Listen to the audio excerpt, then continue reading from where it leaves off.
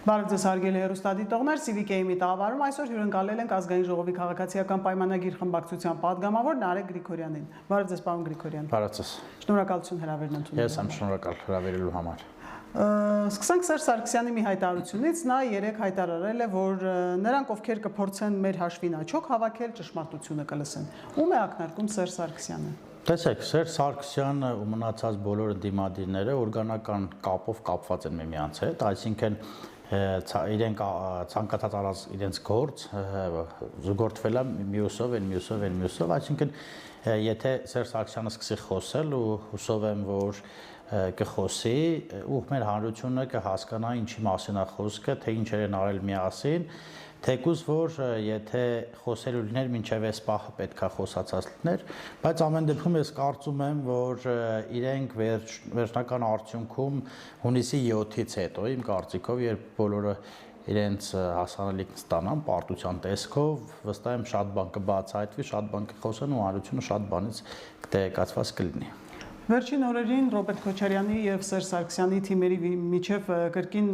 վեճերը ակտիվացել են, օրինակ Արմեն Աշոտյանը եւ Աղվան Վարդանյանը միմյանց մեղադրում են, թե ով է 2018 թվականին այս գործող իշխանությանը բերել իշխանության, ինչ է կատարվում ըստ ձեզ, այս հրապարակային հակասությունները փոխում են քաղաքական դասավորությունը եւ որքանով են լուրջ։ Չեմ հավատում, որ իրենք միմյանց հետ խնդիրներ ունեն, քանի որ իմ համար Սերժ Սարգսյանը եւ Ռոբերտ Քոչարյանը նույն անձնավորությունն են, թե այդ խոսույթը իրենք տարածում են ժողովրդի մեջ, թե ով է բերել մեզ իշխանության, մեզ բերել է իշխանության ժողովուրդը, որի ժողովրդի հետ իրենք բացառապես կապ չունեն, այսինքն Սերժ Սարգսյանը եւ Ռոբերտ Քոչարյանը չեն կարող ժողովրդի հետ կապ ունենալ, որովհետեւ մենք գիտենք ինչպես ընտրություններ են եղել իրենց օրոք, ինչպես են իրենք ընտրվել, ինչ եղավ մարտի 1-ին, այդ նույն ժողովրդի վրա ոնց կրակեցին, ունեցան նաեւ զոհեր։ Եվ ես չեմ հավատում իրենց այդ գզվրտոցին, որովհետև ես իմ համենայն դեպս իմ տեսակետով Սերժ Սարգսյանը եւ Ռոբերտ Քոչարյանը մի ընդհանուր մարդ են, որ մի ընդհանուր գաղափար է իրենց երկուսին էլ, թե տարբեր ժամանակներում մարդիկ միմյանց կոպիտ ասած բոշկա գլորելով փորձում են ինչ-որ ձայներ կորզել, թե իբրև ես Ռոբերտ Քոչարյանի հետ կապ չունեմ, Ռոբերտ Քոչարյանի հետ կապ չունի, Տաշիր Սամոն Ռոբերտ Քոչարյանի հետ կապ չունի, մի խոսքով ասած փորձում են Գյումրու սցենար sense բան, բայց մենք այդ փաստը մենք տեսանք նաև Գյումրիում, երբ Ռոբերտ Քոչարյանի տեխնացուին աջակցեց Սերժ Սարգսյանի տեխնացուն։ Իրենք չէին էլ բացառել, որ Գյումրի երկուս կանան, մասնավորապես Անդրանիկ Թևանյանը։ Տեսեք, Անդրանիկ Թևանյանի հարցազրույցի ես կարծում եմ պետք է հայ ազգը ամեն օր միացնի եւ նայի, որ ընդդիմության մասին լիիրավ պատկերացում կազմի, ես նույնիսկ առաջարկում եմ լրատվամիջոցներին մշտապես այդ ռիլը դնել եւ տարածել, որպեսզի մարդիկ տեսնեն, թե ինչ է մտածում ընդդիմությունը, իրանց ասելու ուղղակի բան չկա։ Ընդհանրապես պետք է Թևանյան Անդրանիկի ելույթը նայել։ Եվ վերջին օրերին ձեր իշխանության շրջանակներում շատ է շրջանառվում, թե ում համար է իրականում Սամվել Կարապետյանը փորձում ձայներ ու մանդատներ հավաքել, շեշտելով այդ քվեների իրական տերը նախկին օլիգարխիայի երևելի դեմք պիտի լինի։ Չեն կասկածում, բայց թե կոնկրետով է, թողնում են, որ իրենք ասեն։ Արդյոք դուք ունեք այս հարցի պատասխանը կամ ինչ եք կարծում, ում համար են նրանք ձայն հավաքում։ Իմ կարծիքը այն է, որ Սամվել Կարապետյանը նույն ինքը Տաշիրի Սամոն չի կարող լինել ոչ Հայաստանի Հանրապետության վարչապետի տեխնացու, ազգային ժողովի պատգամավորի տեխնացու եւ ընդհանրապես, այսինքն ինչա դուրս գալիս, նրանք ասում են, որ ինչ-որ ունեն մի հատ տեխնացու, որի անունը անհայտ է, այսինքն եթե անհայտ է, հասկանալի պատճառներ չէ, կարող են ունենալ, որ եթե այդ մարդի անունը հանրայնացնեն, միգուցե Հայաստանի Հանրապետության քաղաքացին հասկանայի ովքեր են իրենք եւ իրենց չընտրի, եւ ինքը թե ով է լինելու իրենց վարչապետը, թե ձայները վերջնական արդյունքում ում են գնալու,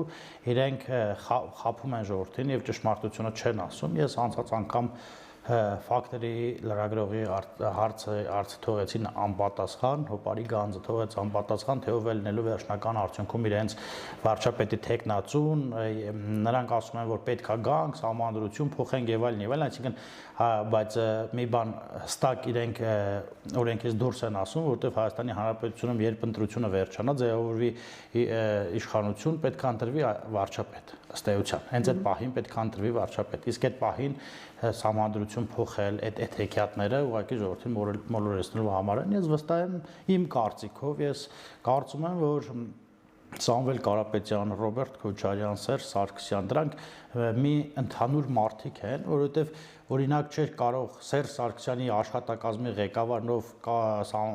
Տաշիրի Սամոյի աղբերներ չէր կարող ուղղակիորեն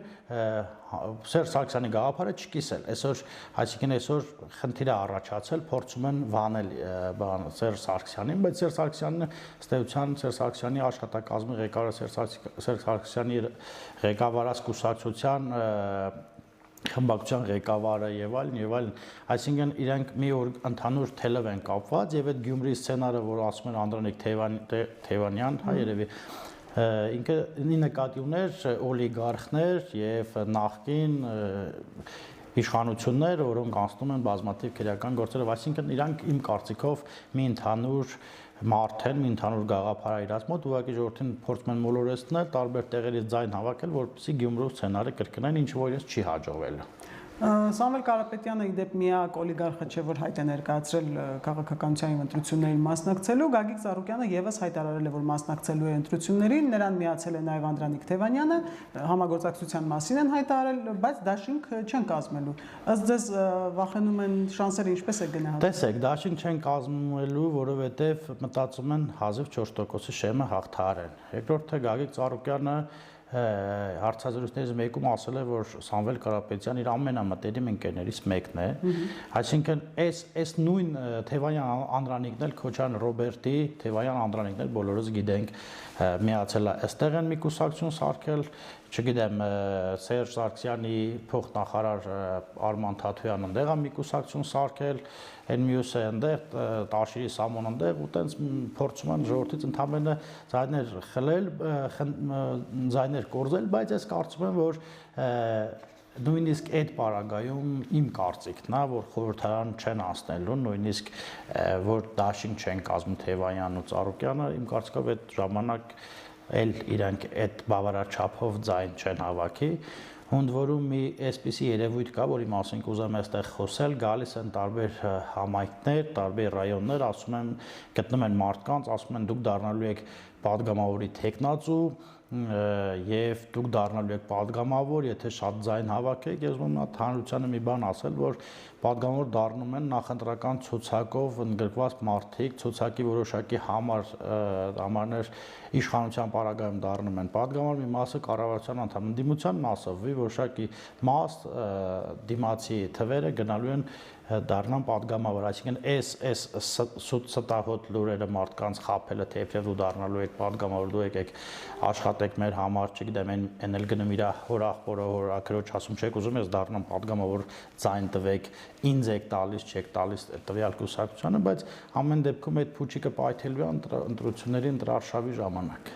Եվ նաև հավակնություններ ունի ԴԱՀԿ նախկին պետ Միհրան Պողոսյանը, որը ապօրինի գույքով է անցնում, կարելի ասել ծլկել է իրավապահներից եւ Ռուսաստանից հեռուներից, այսպես ասած, հայտ է ներկայացնում երկիրը փրկելու, նա ինչ շանսեր ունի, ոնց է։ Տեսեք, ես ճիշտ ասած Իրան այսպես գիտեմ, Քեթրին Միրանին լուրջ չեմ վերաբերվում, որովհետեւ եթե նույնիսկ ինքը մասնակցի ընտրությանը, չգիտեմ, իրենց թաղից իրեն կընտրեն թե չէ, բայց Հայաստանի Հանրապետությունում իրեն համարյա չեն էլ ճանաչում, չհաշված մի երկու վատ բառապաշարով այդ հռիլները եւ այլն, ես լուրջ չեմ վերաբերվում Միհրան Պողոսյան, հայ երևի Քեթրինի Միրանին, որովհետեւ ինքը հետախուզման տակ է, փախել է Հայաստանի Հանրապետությունից, Ռուսաստանի Դաշնությունից ինչ-որ ուղերձներ աղում եւ այլն, ու այդ անլուրջ ֆոն է ստեղծում այդ իրենց գաղափարների, այդ իրենց ընդդիմության, իրենց ասած այդ գաղափարների վրա, բանալի դառնում է անլուրջ մի միֆ, որը չես կարող դրա հետ, ասենք նույնիսկ մեր հարցազրույցը այս պահին, նույնիսկ ձեր տված հարցը այդ լրջությունը չունի, որ կարելի է Քեթրինի Միրանի մասին խոսել։ Եվ վերջին օրերին, երբ Նիկոլ Փաշինյանը հայտարարեց, որ թոշակների բարձրացում է լինելու, ընդդիմությունը սկսեց աղմուկ-աղաղակ անել, հատկապես զավեշտալի է ուժեղ Հայաստանի վերաբերմունքը, իրենք այնպես են ներկայացնում, կարծեք թե մեր երկրում արևը ծագում է բացառապես Սամվել Կարապետյանի շնորհիվ եւ մութն ընկնում է էլի նրա շնորհիվ։ Տեսեք, ես այդ մասին նաեւ խոսել էի, տեսահոլովակ էի նկարել եւ տեղադրել Facebook-յան իմեջում, fake բարձա չէ, իրենց ֆեյքերն հարցակում եւ այլն, տեսեք ինչ է կատարում, նախ սկսենք ընդեղից իրենց ասած այդ ուժեղ ղեկավար, ուժեղ Հայաստան, Կալուգայի Սամոյին ուժեղ իմ համար չեմ համարում, որովհետև իրենց մագլավիկները, ես չեմ վախենում այդ բառն ասելուց, փորձում են մեր նկարները դնել ու նկարների հետ վիճել, այսինքն այդտեղ է իրենց վախերն երևում ու մի քանիսն էլ փորձում են տարբեր ժամանակներում տարբեր պաշտոնյաների պատգամավոր նախարար եւ այլն իրենց մասին բան խոսալ, որպեսզի մենք արձագանքենք երևի նրա համար, որ իրեն Կալուգայի Սամոյի ցուցակում մի քիչ տեղները բան անեն տեղները պնդեն, մի քիչ կան առաջ, չգիտեմ, տեսեք այս պատգամավորն ինձ անդրադարձավ, այն պատգամավորն ինձ անդրադարձավ։ Թոշակների բարձրացումը ըստ էության մեր նախընտրական 21 թվականի նախընտրական ծրագրում էր, այնտեղ նույնիսկ եթե չեմ սխալվում 43000 դրամի մասին էր խոսքը, որ պետքա թոշակը դառնա, բայց այս պահին 46000 դրամ է թոշակի 36 պլյուս 10000, այնտեղ կան նաև այլ թոշակառուներ, որոնք ավելի բարձր են ստանալու 10000-ից ավելի բարձր են ստանալու, զինվորական թոշակառուներ եւ այլն, եւ կան նաև թոշակառուներ, որ մի քիչ են ստանալու, այսինքն ինչ է ստացվում, մենք 16600-ը 16000-ը բարձրացրել ենք 36000, 36000-ը 46000, պլյուս դրան 20% 10000 դրամի չափով մոտավորապես այդ հետվճարը գումարած նաև երեք ինձ ասեցին, ընդ որում հայրս էր զարմացած ինձ պատմում, որ իր այդ արքա քարտով առևտուր անելուց եւս 1000 կամ 2000 դրամ ոնց որ եկել էր իր հաշվին, հիմա իրանք փորձում են ասել թե նախընտրականն է, թե մենք ստիպեցինք, իրենք ես իրենց ուղերձում ասեցի, եթե կարող եք ստիպեք օրինակ ձեր ղեկավարին մեկ անգամ մամուլի ասուլիս տա հայերեն լեզվով մարդիկ հասկանան ինքը արդյոք հայերենը չի մոռացել, հիմա այլ ուզում դառնա պատգամավոր, այդ ուժեղները չեն ուզում հրաժարվել իրենց այն ազնագրերից, այլ երկրների ազնագրերից։ Այս թոշակների մասով իրարանցումը իրաց մոտ նրա համար, որովհետև իրանք մանիպուլացնում էին, ասում էին թոշակները չեն բարձրացնում եւ նաեւ շեշտում էին, թե վարչապետ իբրև ասելա, որ 10000 տան քաղաքացին ինչ անի, տատիկ պապիկներ, իրականում վարչապետը այդ ընդհանուր ելույթի հետ նայեք, նա ասում էր, որ մարդը թոշակառուն ունի առողջական խնդիրներ, իսկ առողջապահության ենթադրենք ապահովագրությունը միտքը ամենայն դեպս այդ էր, առողջապահության ապահովագրության ֆոնին մարդիկ կգնան անվճար զետազոտվեն, կբուժվեն եւ այլն, 10000 դրամ իրանցը ոչ մի բան չի փրկելու, բայց հետո մենք տեսանք մեր տնտեսական աճը, որի ֆոնին հնարավորություն ունեինք բարձրացնելու թոշակները, այսինքն մեր առաջին իսկ հնարավորության դեպքում մենք մտածում ենք տատիկ պապիկների, մեր թոշակառուների, մեր հաշվանդամների, մեր սոցիալապես անապահովների մասին, իսկ իրանց մոտ այդ արդեն բան էր, որովհետև Հայաստանի Հանրապետության քաղաքացին հասկացավ, որ իրենք փորձում են մանիպուլացնել, ստեր եւ այլն տարածել եւ հիմա տեսնում են, որ այդպես չի, իրենց ասածը չի եւ իրենք հասկանում են, որ շանսերը կորցնում են ընտրություններին գոնե քաղաքացիական պայմանագիր կուսակցության կեսի չափով ձայն հավաքելուն, հիմա այդ շանսերն են կորցրել։ Հայրենիք կուսակցության նախագահ Արթուր Վանեցյանը հայտարարել է, որ իրենց կուսակցությունը առաջիկա խորհրդարանական ընտրություններին չի մասնակցելու, Սերժ Սարգսյանն էլ ճեպազորույցի ժամանակ դեռ ոչ հերքեց, ոչ հաստատեց իրենց մասնակցությունը, ինչ է սա ձեզ նշանակում, եւ կսատարեն, եթե չառաջադրվեն։ Դե պարզ է, եթե իրենք ոչ պաշտոնական, ապա իրենց թիմակիցները, գաղափարակիցները մարզերում, համայնքներում աջակցելու են կամ ծևիստները, ոնց է կոչվում, այդ կիսաուժեղներին, հա, կամ սատարելու են Ռոբերտ Քոչարյանին կամ Գագիկ Ծառուկյանին, այսինքն ինչ է դուրս գալիս, նախ իրենք անցած տարի մեր ընդունած օրենքով իրենք եկան եւ հայտնվեցին խորհրդարանում, բավարար ձայներ չհավաքելով, քանի որ պետք է խորհրդարանում ուներ երրորդ ուժ, եկան եւ զբաղեցրին այնտեղ պատգամավոր պաշտոններ վերցրեցին, հիմա իրանք հասկանում են, որ այդ պատերազմյան ֆոնին իրենք չկարողացան նույնիսկ այդ 4% ձայն հավաքել, հիմա չեն կարող ընդհանրապես ձայն հավաքել ու խայտառակ են լինելու, դրա համար փորձում են հեռու մնալ քաղաքական պրոցեսներից, բայց իրենց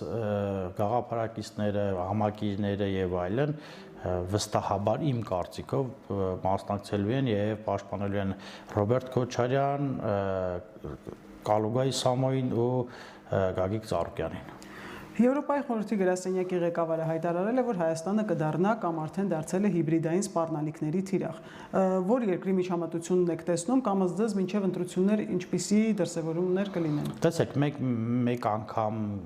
որոշակի գումար վերցրեցինք հիբրիդային պատերազմի դեմ պայքարելու համար, իմ կարծիքով իրապես հիբրիդային պատերազմը այն պատերազմն է, որը ոչ միայն մղվում է Հայաստանի Հանրապետության իշխանությունների, այլ նաև ժողովրդի դեմ, ինչի համար ժողովրդի դեմ, որովհետև ժողովրդի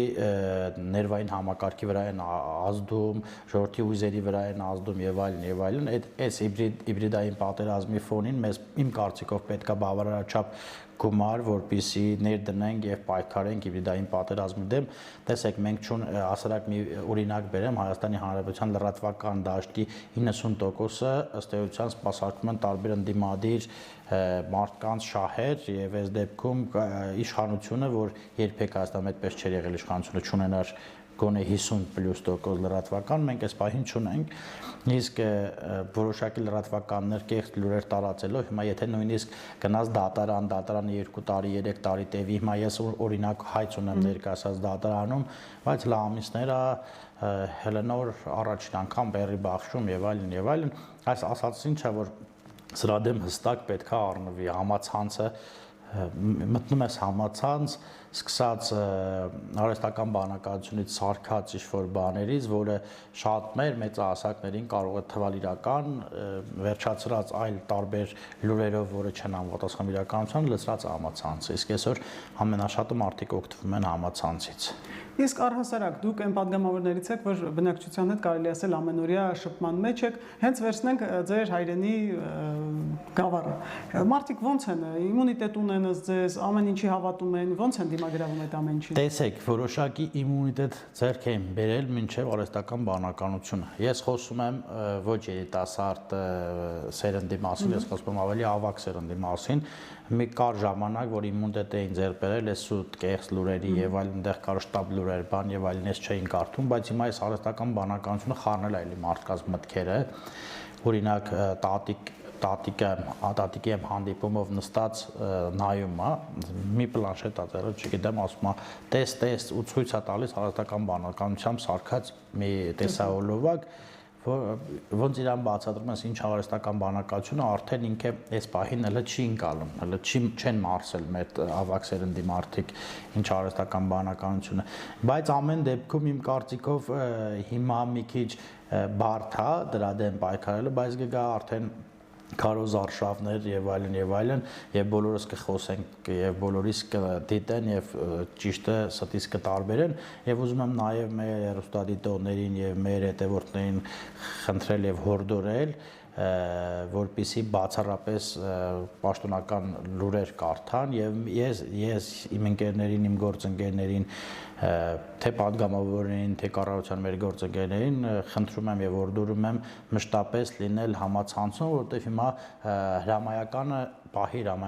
դա է եւ պետքա գնանք այնպես, ինչպես գնում են Հայաստանի Հանրապետության բոլոր քաղաքացիները եւ պետքա մշտապես մարդկանց տանք ճիշտ ինֆորմացիա։ Այսինքն ձեր աշխատանքի ծավալը մեծանալու է քարոզարշավին, բացի ծրագիրը ներկայացնելուց, նաև պետք է անդադ հերքեք ապատեղեկատվությունը։ Ճիշտ ասած, հա, որովհետև հենց երեք օրինակ իմ բանի տակ, այդ վիդեոյի տակ մարդիկ մտել էին կոմենտ էին գրել, առանձնացրի աչքովս ընկավ մի բան, մի մեկնաբանություն գրած կին, ով նախկինում եղել էր սոցիալական ծառայության պետ, դե պարզա ինքը պետքա վատ բաներ գրեր եւ այլն, ու այս տեսակ մարդիկ, եթե այս տեսակ են մարդիկ կամ նախկինում ինչ-որ բանից օգտված մարդիկ են, մեզ վատ բան գրում կամ fake, այսինքն չկա սովորական Հայաստանի Հանրապետության հասարակ քաղաքացի, որ մտնի կամ վատ բան գրի կամ չհասկանա։ Հիմա այդ մարդիկ էլ փորձում են մարդկանց տպավորություն ստեղծել, որ տեսեք մենք ինչքան այս մարդն ինչքան վատն է, ինչ են գրում տակը, նայեք, կարդացեք, բայց տեղացիները նաև այդ մարդուն են, չէ՞։ Տեսեք, տեղացիները, քանի որ օրինակ Գեղարքունիքի մարզը մի քանի համայնքներից է բաղկացած, այդ տվյալ մարդը այլ համայնքից էր, բայց այս համայնքի մարդը չգիտի, որ ինքը նախկինում եղել է սոցիալական ծառայության օրինակ պետ։ Դե սոցիալական ծառայության պետը այն ժամանակ հավասար էր Երևանում բնակարանների, հավասար էր օբյեկտների, փողերի, չգիտեմ եւ այլն եւ այլն։ Հիմա այդ ասած ինչա, այդ որակի մարդիկ են մեզ գրում, բայց դա հանրությունն ու հասարակությունը երբ մտնում տեսնում է եւ ես փորձում չմաքրել, հա, տեսնում են ասում են տեսեք ինչի մասին է խոսում այս մարդը։ Ասածս դրա ես մի բան եմ ուզում ասել, որ այսօր հավատացած եղեք Քոչան Ռոբերտը իր fake այդ բանը շատ մեծ չի, շատ մեծ է, հա, ձևիստների fake-երի բանակը ու մտնում են ու միանգամից ու մոռանում են, որ բովանդակությունը բացառապես նույնն են գրել։ Իրանք բոլորը արդեն ոչիցել եք հասկանում, նույն բովանդակությունն են գրել եւ այդ իրենց Կալուգայի Սամոյի 10 ովջիկները, որ մտնում են, չգիտեմ, օրինակ նախարարին մի հատ նախարար, պարոն, այս ինչի նախարար սենց ասել, այսինքն իրանք ուզում են իրենց արժևորել, մենք իրենց բանի տեղ չենք դնում, ու իրանք փորձում են ժողովրդին ստահոտ լուրեր տարածել, բայց ամեն դեպքում իմ կարծիքով ժողովրդի մոտ են ձեռք կբերի։ Շնորհակալություն։ Ես եմ շնորհակալ։ Հիշեցնեմ, որ մենք զրուցում էինք Ազգային ժողովի քաղաքացիական պայմանագիր խմբակցության падգամավոր Նարեկ Գրիգորյանի հետ։ Հավանիչ տեսանյութը եւ բաժանորդագրվիչ նորությունները բաց չթողնելու համար